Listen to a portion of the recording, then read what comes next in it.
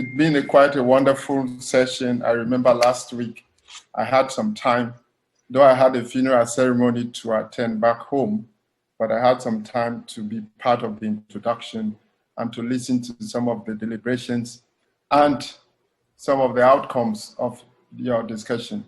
And it's clear your summary points out a number of challenges that the African continent in terms of the youth we continue to face.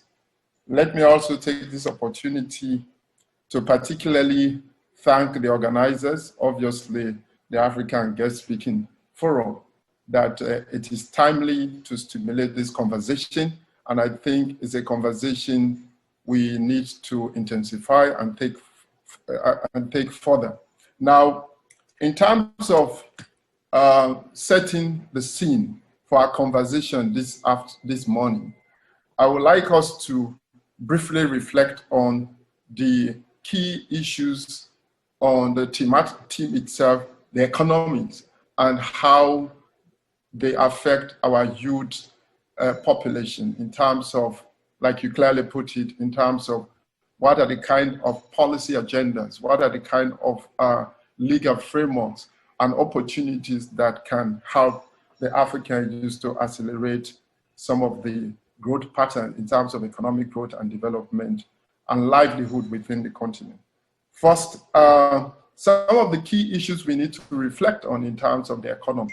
What is the economic outlook of African nation states? This is very critical within our discussion in terms of one, in other words, the first and foremost issue I would like to draw our attention to is that before COVID-19, Africa economics, according to the African Development Bank report, in terms of Africa economic outlook, we have not been doing badly. Many of the economies have been growing steadily around 5% annually since 2016-17 and the like. Now, in terms of this growth, the growth were relatively started being impacted on the 2017-18 when we realized what we call a fall in primary commodities. As we know, Africa economies are essentially based on agriculture, primary commodities, mineral, gold, diamonds, and that. But what we saw before the end of the second decade, by 2017-18, we saw a short fall in terms of the prices of our primary commodities in the world market. However, that being said, we realized that by 2018, the African Union, the African Development Bank has projected the trajectory of economic growth to range from 2.2% and obviously by 2018-2020 by 3.4%. This rise in growth, as we all know, has made the African economics in a better position compared to global perspective. And in terms of GDP per capita globally, which stood at 3.4% by 2018-2020.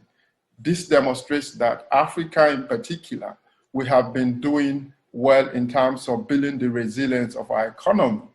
And that this resilient economy, we're demonstrating that apart from Asia, we will have been on the right trajectory to improve economic prosperity and livelihood for our people.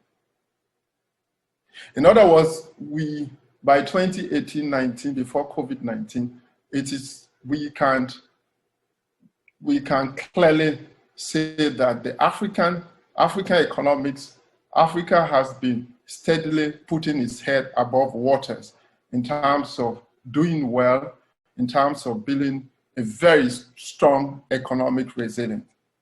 Now, the second point I would like us to reflect on is the issue of the growth itself. When we say African economics have been growing before COVID-19 by 5%, between 3 to 5%, is this growth homogeneous in terms of African nation states? And therefore, because if we tend to generalize this, it has implication of what does this mean for fragile and conflict-affected states such as Somalia, the Chad, especially countries around the Sahel region, and then the Lake Chad Basin, South Sudan, and many countries that are experiencing state fragility and conflict. Now, but what does this say in terms of generally, we also should not consider Africa as the African continent as a single state, because I recall during my postgraduate studies in the UK and the US, scholars need to ask, what is Africa? Is it Africa a nation state, one or two? And then we need to put this into perspective that the growth that we have realized in terms of economic development and change pattern, it's not unique, it is heterogeneous in terms of the growth pattern. For example, if we reflect on what is happening in Cote d'Ivoire, Ivory Coast growth rate were steadily increasing by 8.3% by 2017, 18, 2019. Ethiopia by 8%. And then we also look at Kenya, 6% in terms of growth rate. And then Rwanda at 6%, Tanzania at 7.2%, and then Djibouti around 6.3% in terms of GDP per capita growth rate. And in West Africa, Senegal have been performing extremely well in terms of growth rate of 7.2% before the emergence of COVID-19. I mean, in other words, this growth pattern, economic growth pattern, therefore suggests that, it tells us that we cannot just generalize African economies in terms of the growth pattern from 3 to 5%. There are a number of countries that have been doing extremely well. And in fact, the Global World Report through the IMF and the World Bank suggests that 4 out of 5 fast-growing economies in the world are in Africa before the COVID-19. We tend to suggest that we are on the right path and the African economics has been proven. Let me also say that when we take a look at the growth pattern in Africa before COVID-19, we will realize that 14 countries have also realized a growth pattern, economic growth pattern from 3 to 5% by 2018, 2019, and 2020. And 18 countries grew by 3% as well. That tells us how much diversity in terms of economic diversity that Africa in the trajectory has been growing. Now, the second issue I would like us to reflect on in terms of the status of the economy of Africa is the trend in terms of foreign direct investment on the continent. Now, data also suggests that from the African Development Bank, the World Bank, and then the IMF, that Africa have been realizing foreign direct investment as second to Asia economies, where the foreign direct cash flow had been between $57 billion by 2017 to 2018, which is second to the trajectory of the Asian tiger communities. This means that if we have been focused, if the economy in terms of foreign direct investment has been flowing between 57 billion by 2017-18, the question is, why has Africa been doing so well in terms of increasing economic growth rate and as well as for attracting foreign direct investment in terms of the globalization and the global economic perspective? It is clear that you asked the question about political will and how our African head of state has been, what type of regulations and legal frameworks are available. We are proud that member states through the African Union and the African Development Bank, with the support of the UN, have actually been taking the right step in terms of the legal and regulatory frameworks in terms of doing business in Africa, which clearly suggests that 3% of all global regulatory environment in terms of the IMF report is taking place in Africa. In other words, 30% of global regulatory environment, Africa tends to be doing extremely well in terms of our global outlook when it comes to putting in place the business environment, the laws, the legal framework, the rule of law, and policies and regulatory frameworks that will attract foreign direct investment. But while this growth have been taking place in terms of the trajectory of our economic growth and development, now the question there remained, how much has this growth been translated into addressing some of the issues which the last panel you had last week in terms of income inequality, migratory patterns, poverty level, and the cost of living and standard of living for our people on the continent. And that is where the dilemma we are faced with, the strategic dilemma of how do we translate the growth pattern before COVID-19 that was taking place. And obviously, again, it is quite not homogeneous in terms of the growth level and pattern on the continent. In fact, the situation became worse based on two critical, what we call threat and risks to those economies. One is the global, I mean, we continue to experience the global health crisis, I mean, from Ebola, which affected most Mano River Union states, Sierra Leone, Liberia, Cote d'Ivoire, and also had an impact on those economics, which were growing. Second, we also have seen global health crisis, the impact of COVID-19, which has resulted to a close globally in terms of access to economic trade and investment in not only in Africa, but globally. We're seeing shocks from the pandemic itself. And in Africa in particular, one of the risks and threats to attracting foreign direct investment and then increasing economic growth and development over time, we have also seen is the emergence of violent extremism and terrorism, which is really hitting the role of non-state armed groups, which are quite popular within our continent, especially affecting regional economies, such as the impact of Boko Haram in the Lake Chad Basin, the Sahel region with Al-Qaeda and ISIS, in the Madrid, particularly Al-Qaeda in the Madrid, impacting on most of the emerging economic development programs. We've also seen the role of Al-Shabaab. And recently in Mozambique, we've seen the emergence of Islamic violent extremist group between the border between Tanzania and Mozambique, and then affecting the South African development countries. So with all of these risks and challenges, now we are seeing that we are making progress gradually in terms of the overcoming the global health crisis in particular, which is COVID-19. Now, African nation states are therefore, we've not done badly. You asked why we have done so well comparatively in terms of global pandemic itself. It is clear that we are very proud as chairman of the Regional Center for Governance and Policy Initiative for the African Union in West Africa. I'm very proud that we had to put the right type of policy and strategy in place that address COVID-19 from our CDC at the African Union level through the African Union Peace and Security Council, and then to member states in terms of our strategy.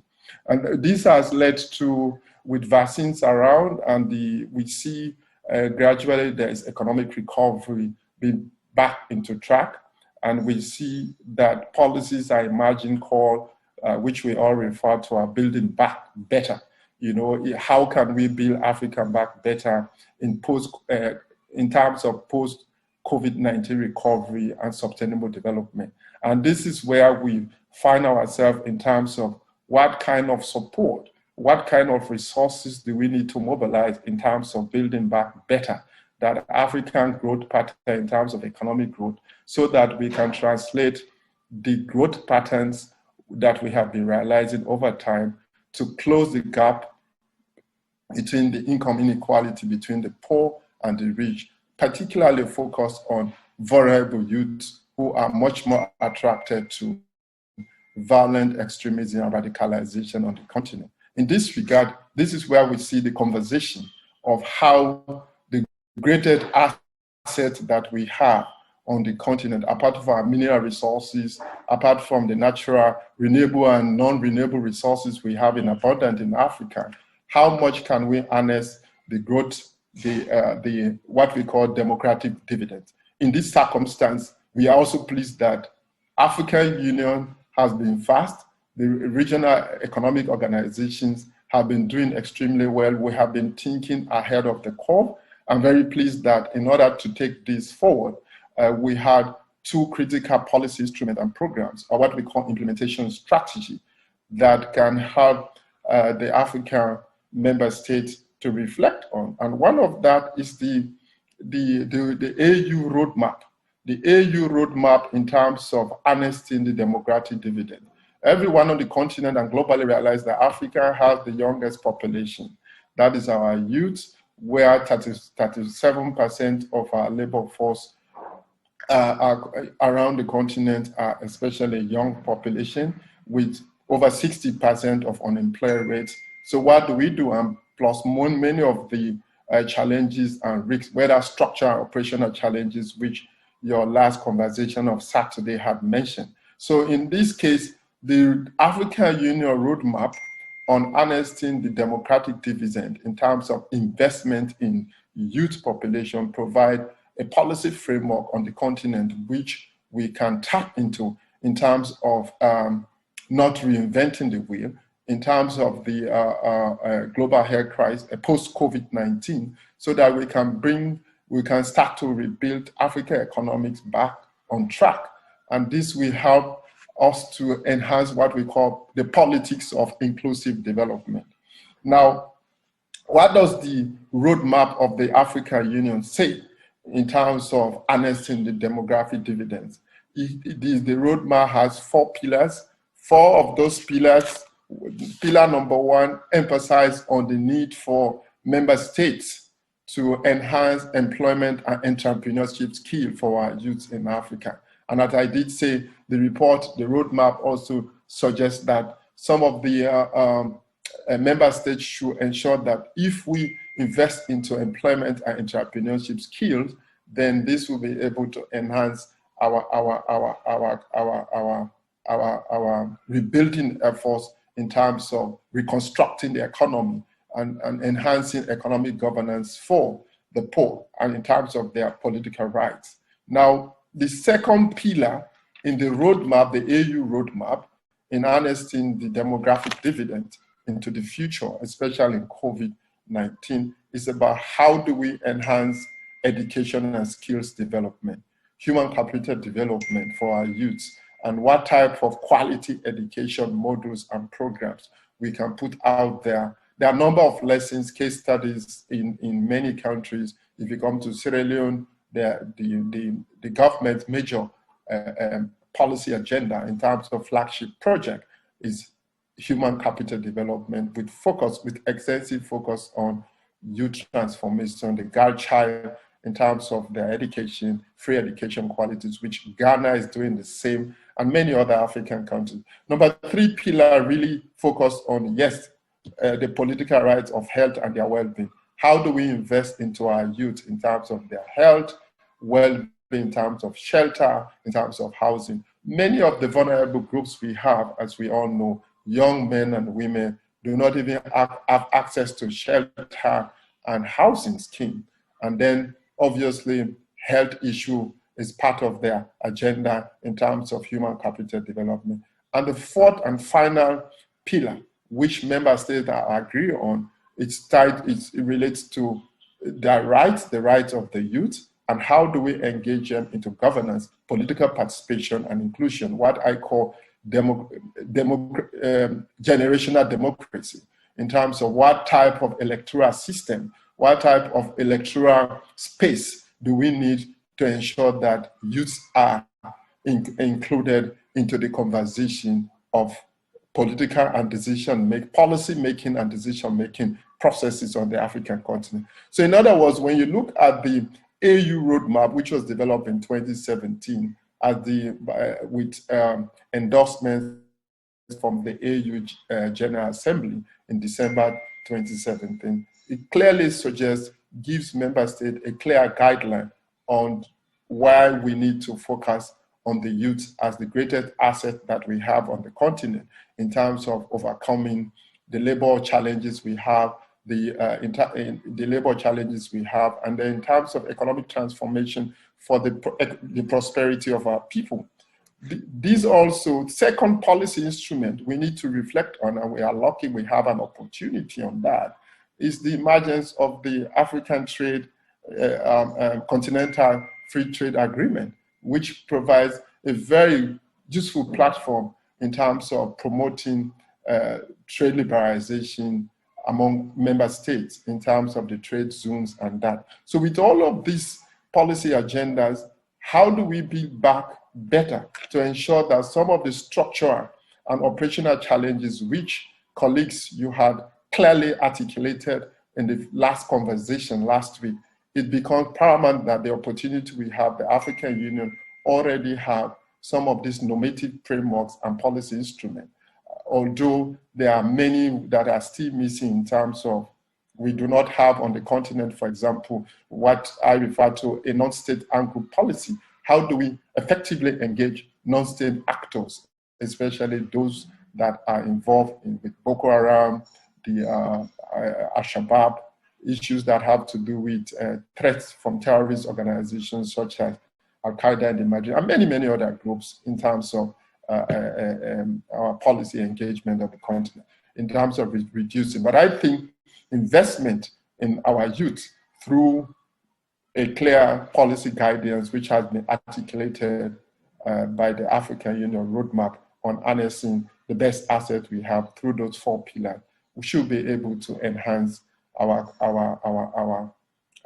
rebuilding effort in terms of building back better after COVID-19. We've seen that with the youths in most African countries, we have been fortunate in terms of the death roll, in terms of impact of COVID-19. This is what I think in my honest view, we need to focus on. So in other words, in summary, it is clear that yes, the greatest asset we have in Africa, it's about the youth. But the idea is, if we have been experiencing rapid economic growth rate and attracting foreign direct investment over time, but the real impact of COVID-19, the shocks from COVID-19, we've seen many of the manufacturing industries and the emerging innovation, the private sector, had all been affected about that. How do we ensure that we build back better by involvement of the private sector, and then trying to attract foreign direct investment? In other words, what we call financing for development. These are some of the proposal and agenda we might tend to reflect on. So for me, as an opening comment, I would like to give this back to you and then ask for questions and what people think about some of the issues that I've highlighted in terms of the status of our economy, and then how does youth fit into this, and what type of political commitment the African head of states have made through the African Union, and therefore outlining some of the ways we can overcome some of the challenges which the previous speakers and the conversation you had on Saturday last week. So over to you, my brother Adebayo, and then I'm sure that I will stand in for a few questions, and the conversation will go on. I mean, we will need to be very informal here. It's not a formal speech. It's just to share my perspective from lessons working on the continent in Somalia. I spent 4 years in Somalia. I know I've seen Al-Shabaab. I was also part of the development of the regional stabilization strategy and recovery and resilient building against Boko Haram in the Lake Chad Basin. I was in Jamina. I spent a number of months in Maduguri in Borno State. So I see these things, and I was also regional director for ECOWAS, a station in Bamako for many years, and I know that corridor, the Sahel region and Bamako, is also vulnerable in terms of our borderline, the political economy of our borderline. But the question I would like to leave with everyone is the issue. There are 3 questions here. One, when we talk about the youth in Africa, where are they? Where are these youths? Where are they located? Second, what are they doing? Third, what is their potential? And then how do we involve them into the conversation of how do we create the political space for them to be engaged in terms of political economic governance for economic prosperity of our people? Thank you once more.